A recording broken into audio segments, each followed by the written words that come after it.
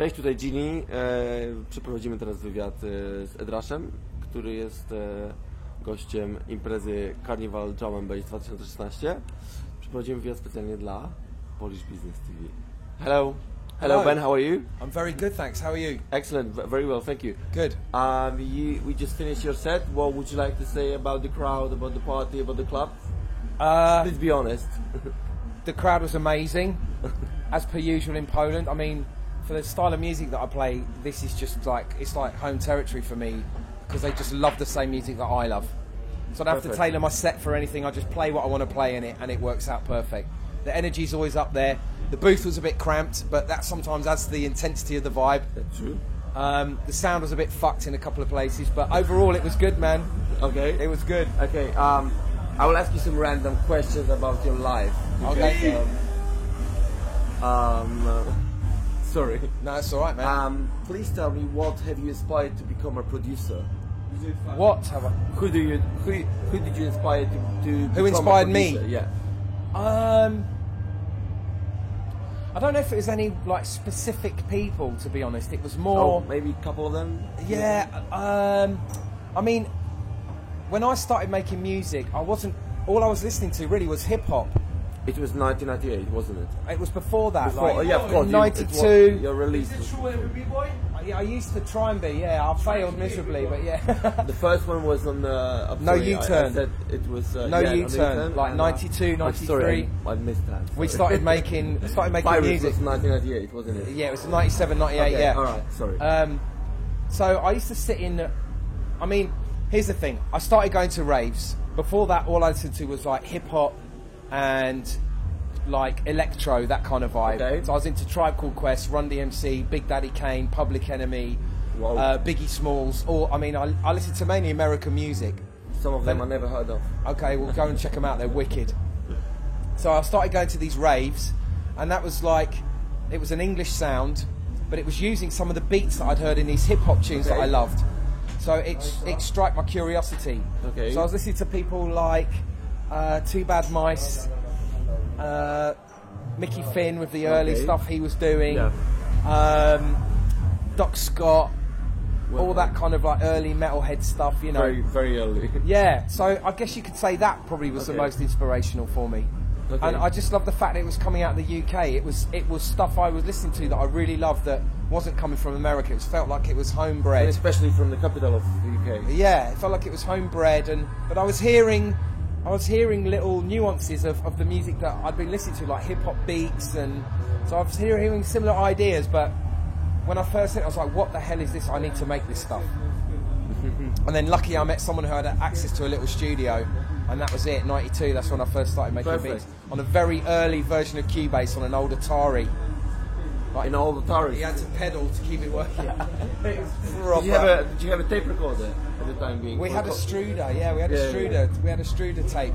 But this was like the early days of like DAT tapes and stuff would just come out. So yeah, it was exciting times, but the technology was very limited. Okay, have a drink. Which of the tracks you've ever produced is your favorite? Have you got any? And can you handle this question? Well, I guess the question would be, which one are you least bored of hearing, right? That would probably be like... I knew you were going to say that. Yeah, that would be like the similar thing. I mean, let's say... Okay, I'm going to say Watermelon. Okay. Just because I can still listen to it and it still pleases me. Whereas the other ones I hear a lot of the faults, and they jump out at me more than the good things, you know. Of course. But I think that's true of anyone who makes music. But Watermelon's something that I'm proud of. Okay. Sick Note's good as well. I was gonna say that. Is there any dream artist you would like to cooperate with? Already collaborated with Noisier, which was like a dream for me. Like, that was amazing to sit in the studio with those guys. Looking forward to it. Yeah. Drum and bass wise, I'd like to make something with Matthews. We keep talking about it, but we're yet to do it. He said something today, but I'm not going to say it. Yeah, he's collaborated with a lot of people. Well, he might be doing a remix for me. I know. Which would be awesome. Never mind. That would be awesome. Not yet. No, not yet. When it's done, then I'll talk about it. But as as far as outside of outside of drum and bass, most of the artists that I'd want to work with are probably dead. Oh. Like James Brown, you know, he was like my hero. In fact, as far as I'm concerned, he created the formula for drum and bass. Really? Why? Yeah, we think about it, like, music always had this, before James Brown, Yeah. all music had a structure, True. like a, you know, verse, chorus, like it was And all built, he a changed formula. everything, James Brown came along and said, one groove, that's the groove, just do that for 5 minutes. For 5 minutes. And they just rolled it out, and it was like, that really is drum and bass. It's like early, That's true. the Slow formula down, that's it. Yeah. breaks Yeah. with bass, Exactly. stripped down music, just very repetitive and rolling. It sounds to me like drum and bass. So I think he kind of, for me anyway, he's kind of responsible for that ideology of it. You know, the initial movement. The funk. The funk, man. funk They inside, had yeah. funk in spades, man. He was unbelievable. Exactly. So I'd love to work with James Brown, but I heard he was a fucking arsehole, so. I don't want to say fingers crossed because it's not nice. Nah. Anyway. As far as people that are alive goes, I don't know really. Like, there's quite a few rappers that I like, but. Anyway. What was your most memorable moment in music so far? Most memorable moment in Have you music got so some? far was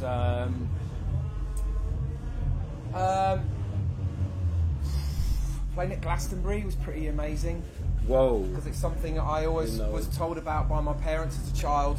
I've hearing been about there, the so Glastonbury I- Festival, and then to actually get an feel it. opportunity to play there on the 86 Wembley. yeah, wow, that's it. The Arcadia stage, Yeah. which is the big spider with the flames and shit. Like, that was pretty epic. I played a few memorable places, like Vegas at the Speedway where they do the NASCAR racing. That always stays with me. But probably one of the most bizarre ones was in Puerto Rico. I played Not in Poland, luckily. No, sorry guys. It was Puerto Rico. I played in. This was like 99, maybe. Wormhole had just come out. There wasn't any laws about anti-rave in Puerto Rico back then, so you could literally just throw a party anywhere. Alright. There was this really old cave in the middle of nowhere that was literally this cave that was like, it was the home to like 6.5 million bats. It was like Whoa. a bat cave, like literally a bat cave. Was Christian Bale there? Yeah, he was there in the corner going, drum and bass. But they had stalagmites and stalactites just all through this cave. Big, like, crevasses that you could fall down, like, the most crazy, but the most beautiful thing being inside this cave. And the acoustics in there was so unusual as well, I'm sure you can imagine. Has to be, of course, yeah. of course. So that was quite memorable. Pretty memorable, but it's one of those things you had to really see it to believe That's it. enough. It was crazy, man. That's it was enough. crazy. That's enough. Okay, you released a great album with Optical recently, which we already know it goes very well. Thank you. What's next? On Virus, on Piranha Pool? Optical's doing, I think he's doing the 20 years of Optical next Whoa. on Virus. So full of remixes. Yeah. Okay. Well, I don't know. I don't really. Okay. I think it's still being worked out exactly what the track list is going to be. Some old stuff and probably maybe some collabs or whatever. Or I'm not really sure. unreleased stuff. I'm not really sure. Yeah. As far as my stuff goes, I've got another release coming on Piranha Pool, Oh, yep. which is ready to go forever, which everyone's been waiting for. I've heard on YouTube. Forever. cuts Everyone's been waiting from- forever yeah. for it, and it's coming out at last. That's coming out with something new. And then I've got Brain Broker, which is something I made a while ago that Friction's been caning. So that's going to come out. And then I've signed 2 or 3 new things as well, like in the last couple of months, some new acts that are really killing it right now. Okay. So I'm using it as a platform for like new talent and stuff, you know, to bring them through. Good. I know some people who would like to be there. Okay, and last question. How do you feel about your impact into the history of drum and bass? You have to answer it. Yeah. You know, when people come up to me and say really nice things, it does make me feel good. It is nice to be recognised for contributing to maybe a movement or something, or maybe shaping things in a slight way that's still relevant now. It's very flattering. One thing I will say is I don't really... A lot of people come up to me and say, oh man, it's so nice to meet you. it's flattering, but when they say you're a legend, like it's flattering, but at the same time it makes you feel fucking old. Because there are no young legends. Yeah. By default, in order to be a legend, you have to be old. So yeah, it's flattering, but at the same time, you're a living legend. I mean, you old were there when everything started, so yeah, we've been lucky, man. You are. You know, the music industry is filled with talented people. There's lots of people that have a lot to offer. There's some people that are amazing who never get a break. They just stay in their bedrooms for their whole lives and they never get exposed. And they could have maybe been the next Skrillex or the next Diplo or the next, you know, Carl Cox or whatever, or Andy C. You know. I was going to ask why you didn't mention anyone from Drum And Bass. Yeah, because you know, I'm trying to think outside the box here. I'm thinking outside the box. So yeah. I don't know, what was the question again? I've lost my train of thought. I lost it. So did I. Oh, yeah, yeah, what was your impact into Drum And Bass? Yeah, so it's flattering being, you know, called a legend and stuff. It really is. But I think there's a lot of luck involved. That's what I was trying to say. There's a lot of luck involved. That's true. You know, Optical and I got together, we made this album. It was the right place, the right time, with the right sound. Everything kind of fell into place. The planets aligned. Like in a clock. Yeah. Yeah. And it really was... Okay, the album was good. It was good. That's great. But at the same time, the timing was good. And there's a lot of things that kind of fell into place that kind of helped. That helped it. I'm trying to be modest here.